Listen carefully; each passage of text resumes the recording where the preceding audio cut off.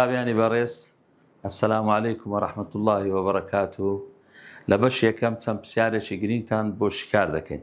ئێستا یەکەم یەکێ لەو پرسیارانە نەخشەی هێلیمان هەیە، تەمەشاکەن بابەجیان.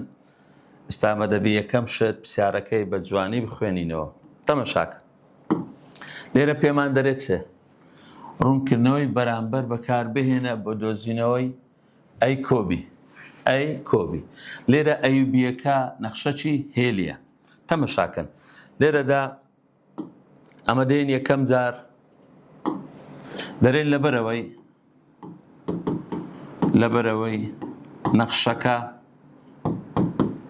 نەخشەکە نەخشەیەکی هێلیە.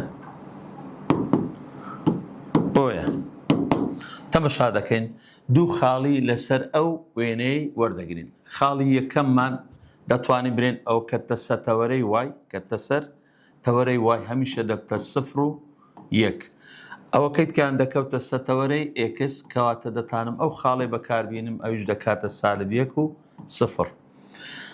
ئەو نەخشە هێلیەی دایتەمە ئەو 0 و 1 بنووسەوە، ئەوەیان ئێکسە ئەوەشیان وایە، دەبتە ئەی ئێکس کۆ بی وای یەکسانە بە 2.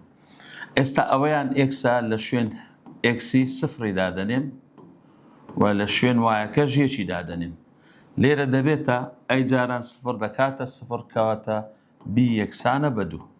ئەوە بیمان دۆزیەوە. ئەو جارە خاڵەکەیت کە بەکاربینین ئەویش چەندە؟ -1 و 0. ئەوەیان ئێکسە ئەوەشیان وایە، دەبتە ئەی کۆبی وای یەکسانە بە 2. لە جیاتی ئێکسەکەی -1 دادەنێن و لە جیات بیەکەش 0 دادەنێن یەکسانە بە 2. لێرە دەبتە -ئەی کۆ 0 یەکسانە بە 2.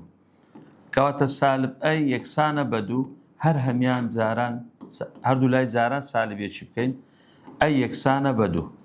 ئەوە هەردووکمان دۆزیەوە، بەڵام لێرەدا دەرێ چل و مام دۆزەوە، دەرێ ئەی کۆ بی بدۆزەوە، ئەی کۆ بی. ئەیەکەمان -2، بیەکەمان دەکات 2 دەکاتە 0. بە هیوام سوود وەرگرتنتان.